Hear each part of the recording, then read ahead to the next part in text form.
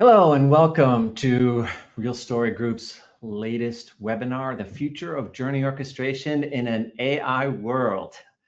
Uh, Joining me today is my colleague Scott Dill, who heads up business development here, and Apoorv Durga, who is our subject matter expert on this particular topic, both journey orchestration and AI. Two hot topics, two that are always, I guess, associated with a kind of a future because they've both the value of journey orchestration and the value of AI always seem maybe a little bit out of reach, but both also kind of having a moment, I would say. And so we'll talk about that. But this is such a fascinating topic, Apoorv, because we've been watching this for since the I would say even the early 2010s, when a lot of organizations like yours started building these journey maps, right? And they were really cool, all these different journey maps and swim lanes, and describing customers from end to end. And then people said, well, what if we had technology to actually execute across all of this? And so we started seeing journey orchestration engines come into play. And what happened was they almost all failed. The market fell apart.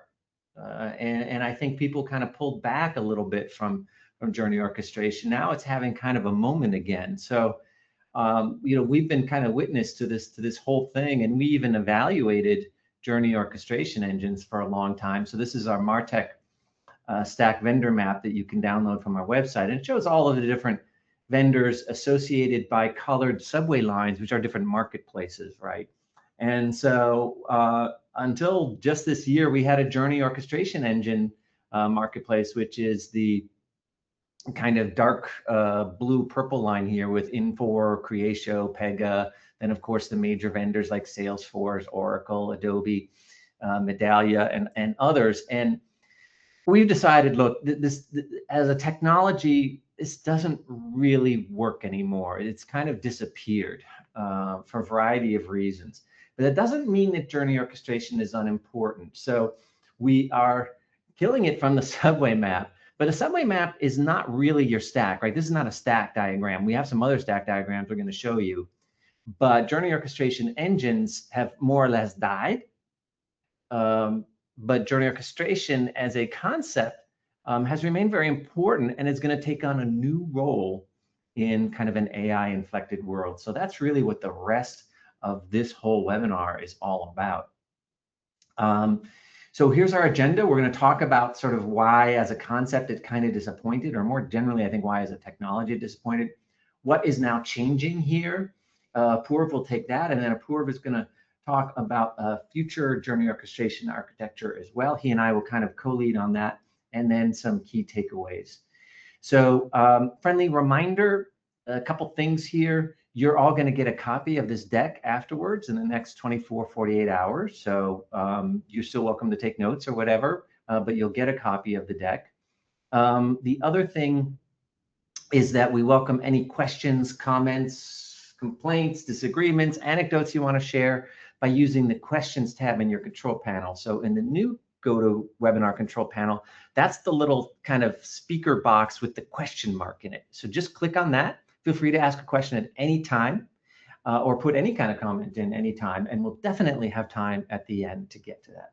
All right, so let's jump into that. Why journey orchestration still disappoints, but we still need a way to do lifecycle engagement. And that issue, that's of course has never gone away. So journey orchestration version 1 failed because it was too far from the key ingredients. So it was data and identity. Many of us, particularly in the sort of heyday of this technology in the late 2010s, we just didn't have our data house in order. And so the journey orchestration tools didn't have this solid base of customer data, both with respect to the profiles and then also the activity data. And then you had content and offers that were then and still today are very much jammed into separate silos. So you don't have this base of really good content to work again. And then the models and decisionings typically didn't form a loop. And the loop is really where a lot of the value is. And so you have these next best action logic that it might be tied to a particular state, but it wasn't necessarily then feeding back into these sort of models and self-improving over time. And so the dedicated Joe marketplace just basically collapsed, except maybe at the very high end where some very specialized organizations used platforms like Pega for this. And so what happened was really interesting is that outbound messaging platforms, AKA like ESPs, email platforms, they rebranded as Journey platforms. And that kind of gave marketers a fig leaf to say, well, we're doing journeys. But really what they were doing was outbound multi-channel campaigns, which is not, first of all, not lifecycle oriented because it's not state-based. It's more kind of process flow. And it's all about reaching out and grabbing people. And there is something to be said for reaching out and grabbing people, but that's not a journey, right? And so ESPs and marketing automation platforms, essentially what we call outbound messaging platforms, they are never going to provide true lifecycle engagement across any channel, including inbound. So Journey Orchestration as a technology essentially failed. And the issue is that we want to really flag is that there's other challenges with journeys, particularly the fact that we're still very heavily siloed within organizations, and we put all these investments forward in our stack at the engagement tier, where we have our major vendors, a lot of our staffing, we have dedicated people for email, dedicated people for web. And so a lot of us has fallen into this silos trap in what we call MarTech 2.0. You're risking now with AI kind of being in that same trap and still having these siloed decisions, because a lot of AI is showing up within your legacy platforms, like your email platform, your CRM, your web content management system, your loyalty platform, your DAM, so on and so forth. And so you have all these different silos of decisioning. And so if you just light up AI as it's showing up today within these different systems, this is not going to be a journey for you. It's going to be a set of disconnected decisions and not a real kind of state flow that you would want overall for really understanding and optimizing the full customer journey. So our initial take on AI is the way that it's presenting itself now is just going to reinforce some of the problems that we've had with journey orchestration and journey orchestration technology already. So obviously, we need an alternative here. And so this alternative really has to do with, first of all, getting good about some of the basics around AI and agentic AI, and then introducing Journey sort of into that world. So with that, I'm going to turn it over to Apoorv, who's going to talk about how our world has changed, how our stacks have changed, and what that means with respect to Journey orchestration. So Apoorv, over to you. Thank you, Tony. So first, a couple of shifts worth calling out. First one is data tools maturity, right? So CDPs, cloud warehouses, event streams, etc. They are much improved now, right? Not perfect, but there's improvement. There's a lot of improvement there, right? So customer data has a home, consent has a home, identity resolution has a home now, right? In the V1 JO model, basically you had to copy everything to the hub, and every JO tool essentially ended up being a bad mini CDP, right? So profile, event, segments all replicated within the JO. Now that's less necessary now. If the data already lives somewhere governed, you have a choice now. So pull it in or run logic closer to the data. For a lot of teams, the second option is really more realistic than it used to be earlier in the V1 model. The other shift here is content warehouse.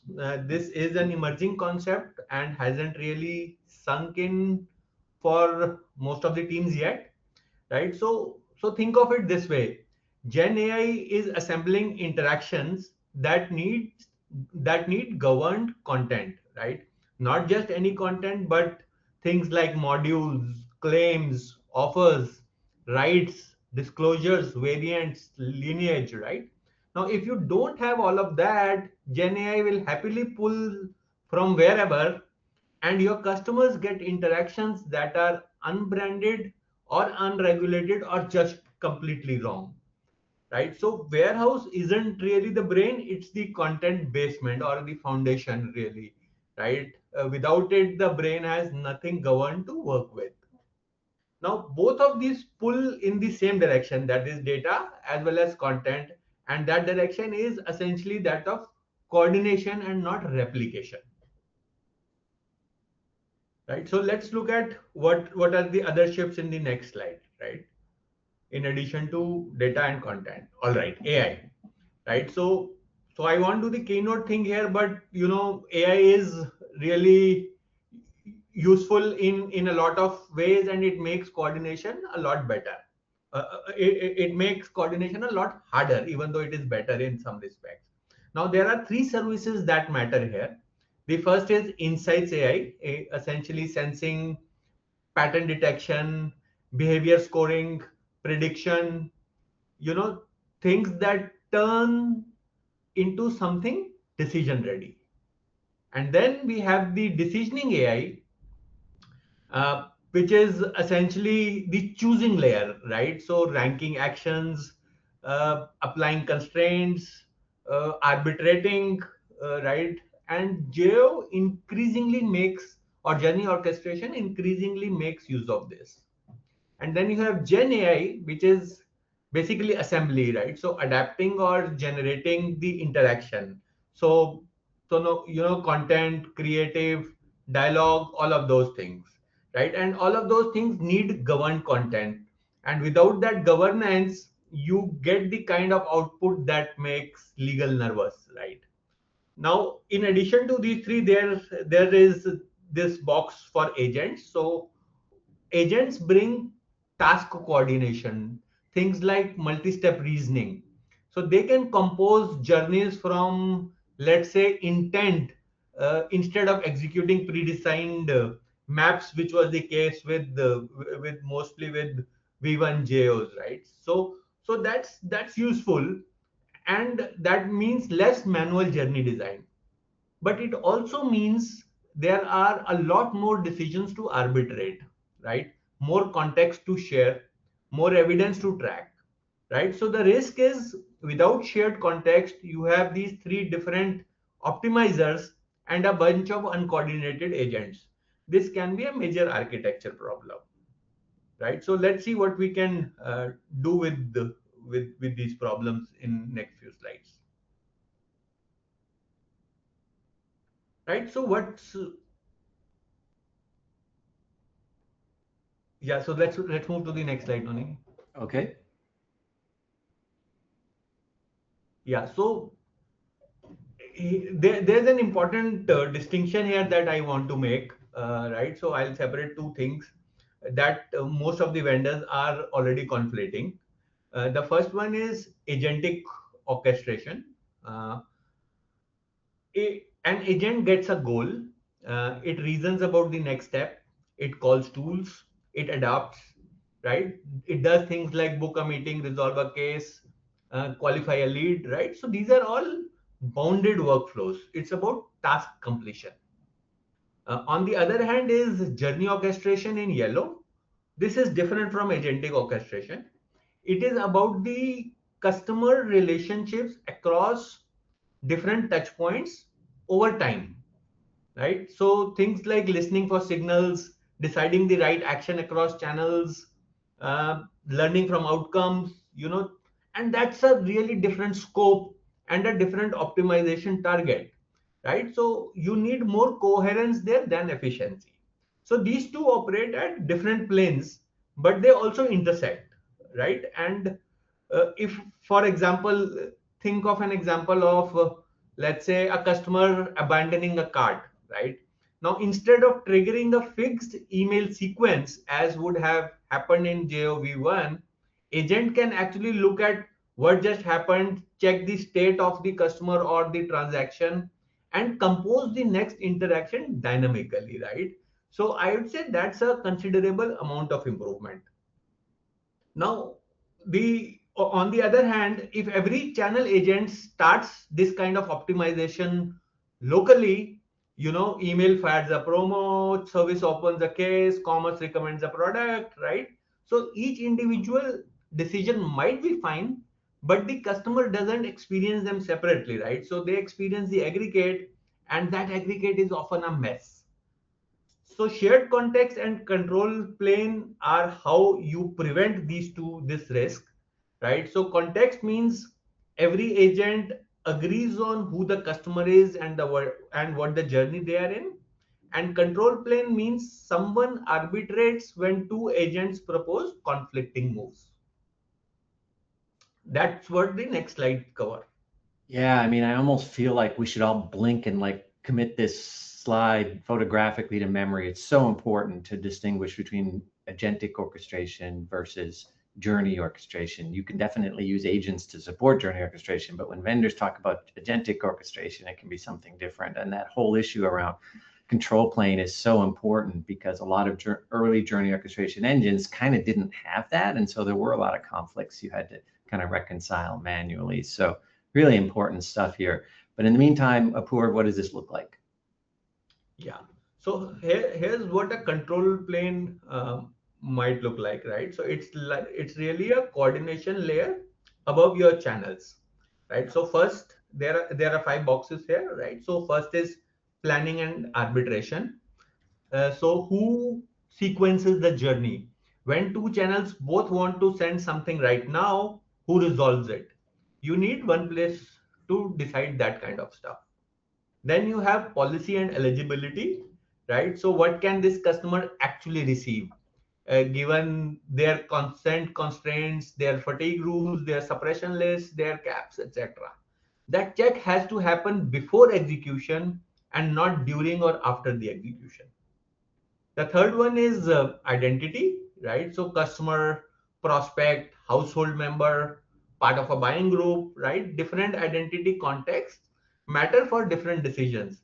And the control plane has to resolve which one applies in which case.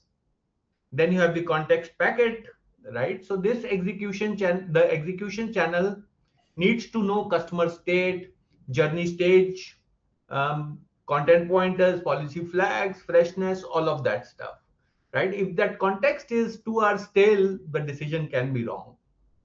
And then you have the audit and observability, right? So essentially one trail, what was decided by which system, with what rationale, and what was the outcome, right? You really can't govern a system that you can't trace.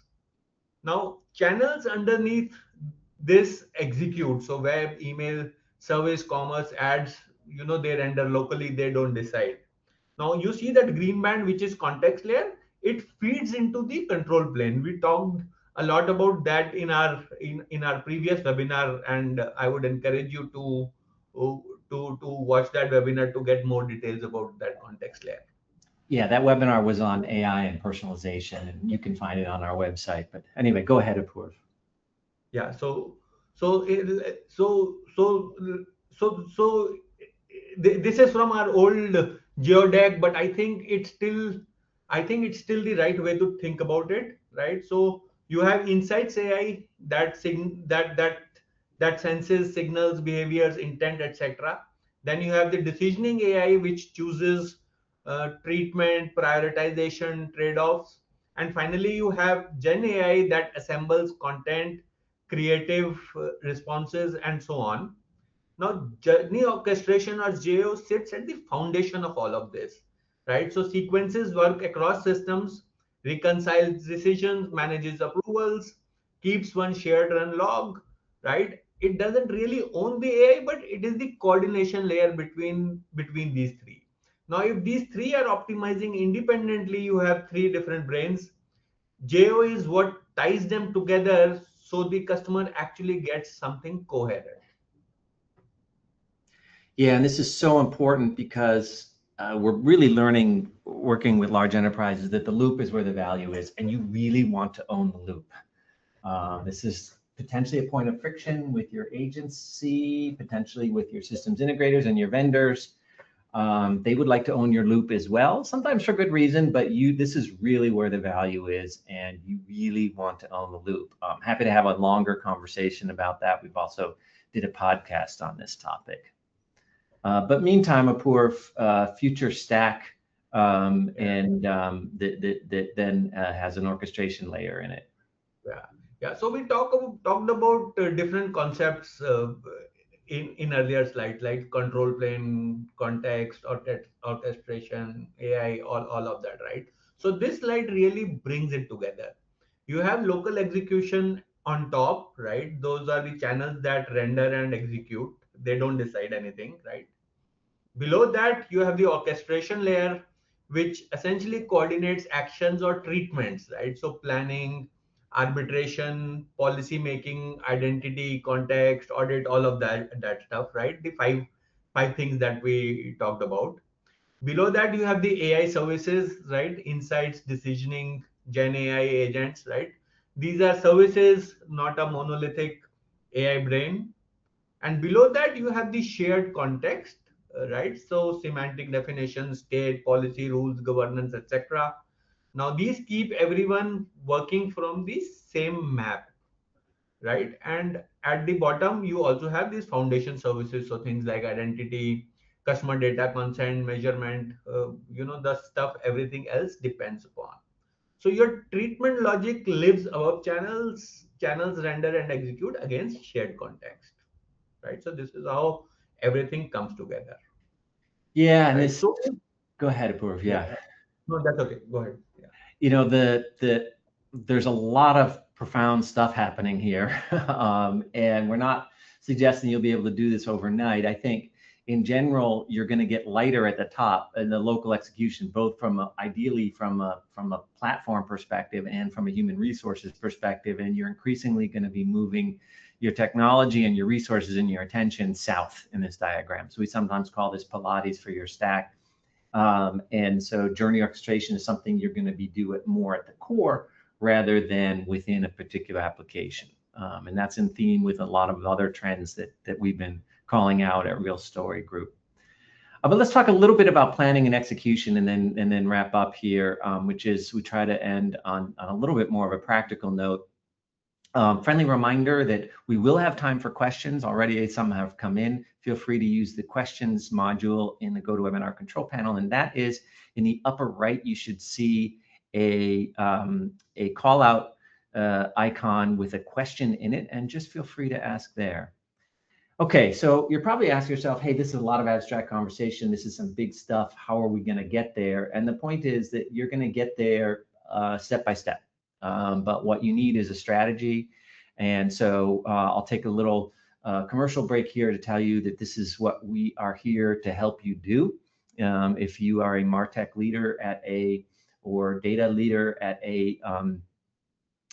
an enterprise, our mission is to make you successful. We're kind of unique in the analyst consulting world in as much as we never, ever, ever work with vendors. So that allows us to tell the real story on what's going on. And the other thing that we do, of course, is connect you with your peers so that you can get advice not just from us, but from your peers. So we'll talk about that a little bit later. But here's just some beginning to sort of round out on what we're doing here and what this means is journey thinking has survived, and in fact, we think is going to kind of thrive in this new AI world, even if the journey orchestration engine platforms don't, right? So here's what journey thinking adds to AI-based decisioning. AI-based decisioning seems very kind of abstract and techie and machine-like and maybe fraught with errors. What journey thinking allows you to do is to have kind of a human manageable directional path. In other words, you have a certain states that you're going to define. You have some things you want to accomplish in those states, and you then can feed this in. So it's more than just like a generic next best action at one point in time, even though there are some next best actions within your journey. And there's key status indicators that your journey thinking then feeds in for context. The key thing is then prioritization. Your journey is going to help you prioritize. So all these things that AI needs, guardrails. And then the other thing, of course, that journey thinking has always been able to do, although it's hard, is a reporting visualization framework. In other words, you can get all kinds of reports back from an insights perspective out of the raw data and the metrics that come back. But journey thinking allows you to then be able to interpret those reports in a more sort of human grokkable way. So what journey thinking does, and this is why I come back to that work with journey mapping was not in vain. It's great to have as is and to be journey thinking maps, right? You can feed those into AI and also have that then provide a frame for not just how all of the AI works that Apurva has been talking about, but also then the outputs. So it's an initial structure. Then AI can improve it. AI can improve your journeys. AI can have you rethink your journeys. AI may tell you that your actual journeys are quite different than what you thought. But this is a starting point that's so critical, this kind of structural base for AI in general and decisioning AI in particular. So on the left here, you have the journey context, the guardrails feeding your AI decisioning engine, and then in return, you're getting journey metrics and analytics. That's then driving reports and insights that feed back into the decisioning engine, and you have this happy loop, right? So what this means then is that the marketer and analyst cockpits in the future may not look quite like the diagrammatic interfaces that you had in these version 1 journey orchestration engines. They're not going to look like anything in your email campaign platforms because journeys are not campaigns. They're going to look more cockpit-like, and we'll have some more thoughts on that a little bit later this summer. But let's just give you one example. Apoorv is near the end of his subscription. The AI engine says something that wants to sell him a cross-sell effort, but the context layer flag says, no, we need to suppress the cross-sell. We need to promote upcoming roadmap benefits instead and check the recency and engagement before anything else, right? So this is preventing your marketing team from doing something they shouldn't be doing in a particular state that Apoorv is in his journey, right? So thinking about the journey and what should happen during those journeys is really important. And then this is not a next best action, right? A next best action, you can still have them, but they pick one action. The journey thinking really sets the directional path. So to that extent, it's becoming more important than ever, becoming the context and control plane. So key takeaways here. Journey Orchestration version 1 was not just immature, although it was, but it also sat too far from the data, the content, the events, the models. We struggled with governance. We were overinvested in channels. And so we weren't able to really be successful and ended up kind of retreating into campaign messaging platforms that didn't really solve the basic needs here.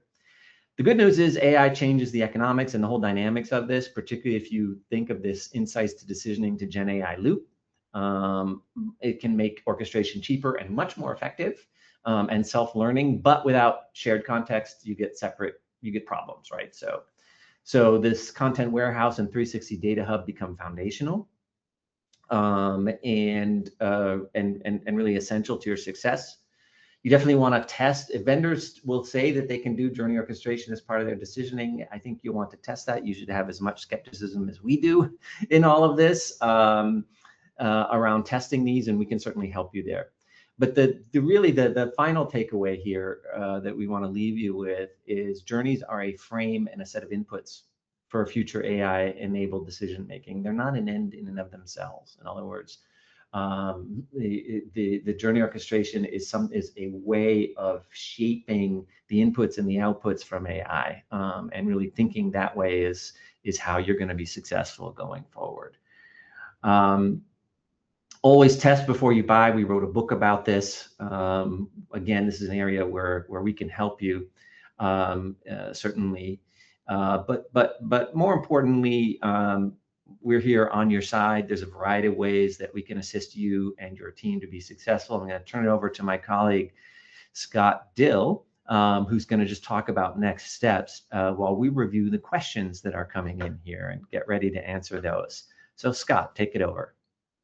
Yeah, absolutely. Thanks, guys. Excellent content as always. And, as part of, being a Real Story Group member, you'd have direct access to Tony, Apoorv, and the rest of our analyst team here. So if that's something you ever want to explore, please reach out to us on the coordinates you see in your screen.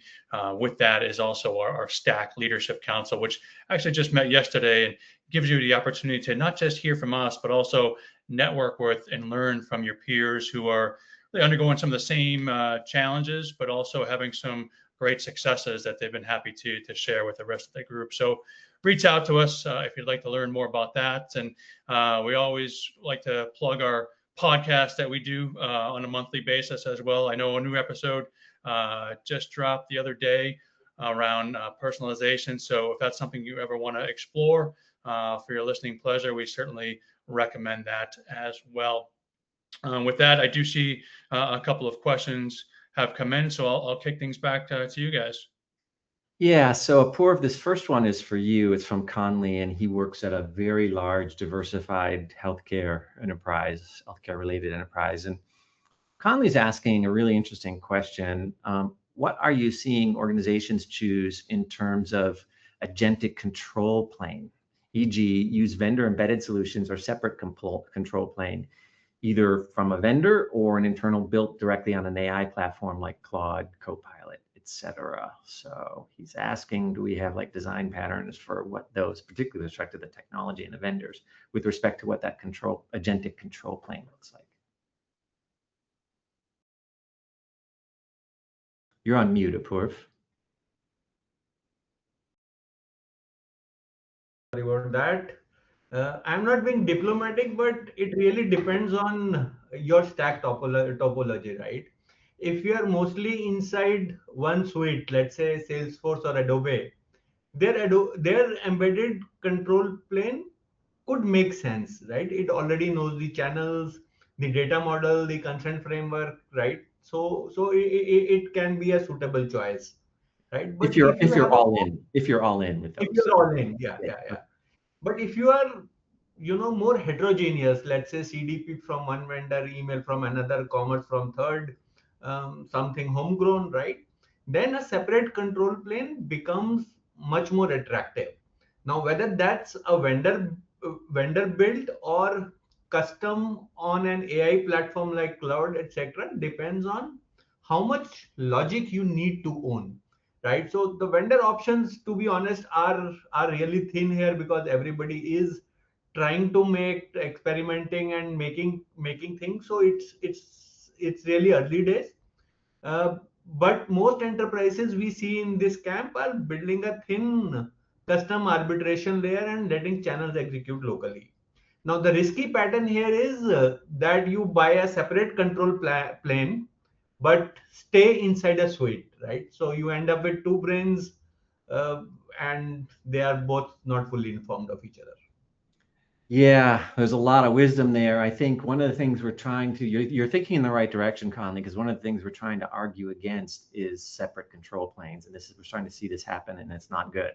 But the other thing they're seeing, even with those, we're going to be coming out with some patterns around this, is that there's still a lot more build in 2026 than there is buy around this. I'll generalize about that. So we can have a deeper conversation whenever you want. Tracy works at a global logistics firm. She had to step out, but she had a great question, so we're going to answer it. Typically, measurement of journey involves lists over a control group to establish significance, right? So typically you'd have holdouts in journeys. How do you see measurement of journey effectiveness in a new environment given the hyper-personalization that AI provides?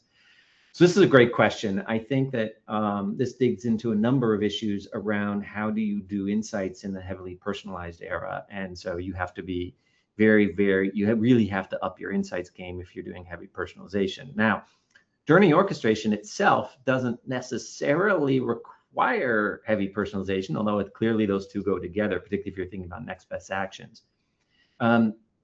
You have to build in control groups from the base. And this is so important. And again, why sometimes campaign management solutions aren't the best solution here. What we like to see are more omni-channel control groups and holdouts. And you're right that there's certain logic that you have to preclude from there that happens within a state as opposed to even crossing states in your life cycle. So it's a complicated topic, but there are ways to resolve it. Great. So with that, we'll wrap up. Thank you all, particularly those of you on the West Coast USA who had to get up early for this. We kind of alternate. Sometimes we do it. I know it's 8:30 your time. Sometimes we do it at 10 o'clock your time. Also grateful for those in other time zones in Asia and also Western Europe. It's late afternoon for you. Thank you for joining us. Later afternoon, even on some of our other webinars, but feel free to check it out. Always welcome your feedback, your input, your ideas, your disagreements. Feel free to contact us at the coordinates on your screen. So for Scott Dill and Apoorv Durga, this is Tony Byrne signing out for Real Story Group. See you next time. Bye now.